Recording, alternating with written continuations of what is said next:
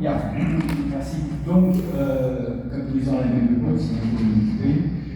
Tout a été dit en entrée, c'est-à-dire que pour la deuxième année consécutive, le prix ne recommande pas. Alors, on pourrait dire, mais quand on regarde les augmentations du coût de la vie, notamment des produits alimentaires qui forment un socle sur le coût, c'est important, d'autant plus qu'il n'y a pas d'augmentation des produits, mais ça a été dit, il y a l'augmentation de tout ce qui va avec.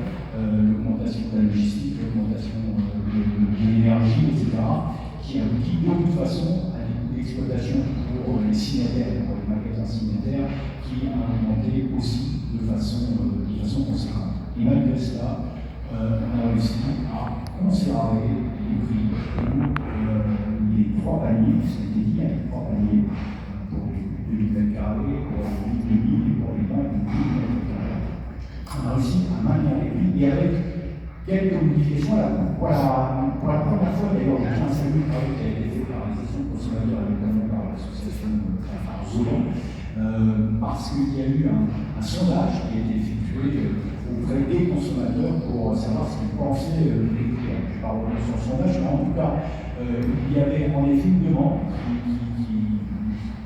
a émané ce sondage, notamment sur des pansements en d'hygiène de soins.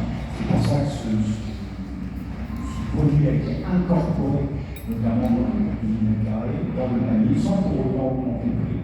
Et puis ensuite, cela a permis également, et en comparant avec les ventes de la maison, parce que c'est pas le tout d'avoir un BQP, parce que le BQP, les produits qui sont dans le BQP atteignent bien leur cible, c'est-à-dire est-ce qu'il s'agit vraiment des produits qui sont consommés.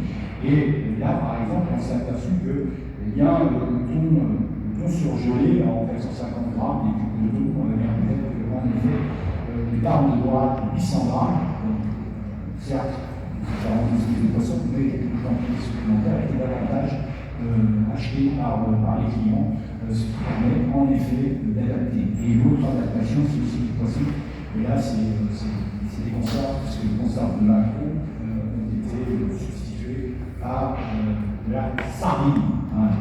Tout ça pour dire que le BQP, ce n'est pas quelque chose de figé, c'est ce qu'on a toujours dit et répété, pour voir si effectivement, j'arrive que c'est un bouclier, c'est pas un parasol, voilà. Et donc, quel est l'objectif du BQP? C'est bien de protéger sur un certain nombre de produits de consommation courante les consommateurs, et notamment les consommateurs vulnérables, de façon à ce qu'il y ait des prix qui soient rémunérés.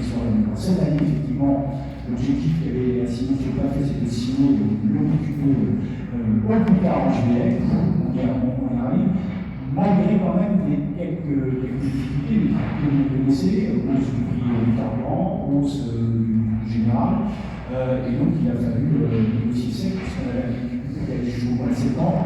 Et que finalement, en effet, si on attendait de toute façon le mois de septembre pour relever le prix, la situation économique risquait d'être encore plus difficile. Donc, l'ouverture des négos dès le mois de février-mars, et pour aboutir donc à cette signature. Alors, les magasins ne changent pas, on a toujours des surfaces 22, donc 4, 8, 10.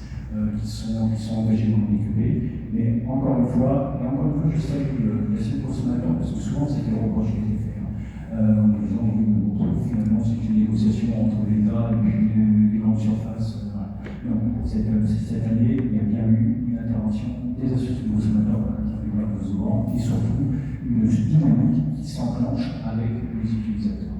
Voilà ce que je